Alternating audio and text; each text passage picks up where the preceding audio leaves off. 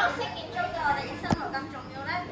第一，我哋可以節約能源；第二，我哋可以慳水；第三，我哋可以善用我哋嘅資源；第四就係避免浪費；第五就係唔容易令到地球暖化。呢個就係我哋嘅設計圖，入邊有好多唔同嘅環保元素。我哋嘅環保概念一，我哋嘅海灘村採用潮汐能發電技術，當水漲嘅時候，水漲到水退經過機器摩打就會滾動，然後就會開始發電，提供電力俾海灘村。二，因為我哋嘅度假村旁邊有個沙灘，所以我哋可以將海水變成廁所水，咁樣就可以節約水源啦。第三，電動車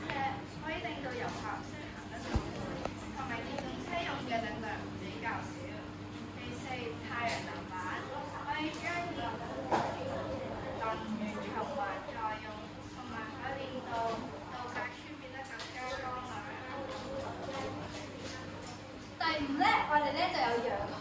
因為養蠔有助減碳嘅作用，可以淨化海水，可以成為高質嘅肥料。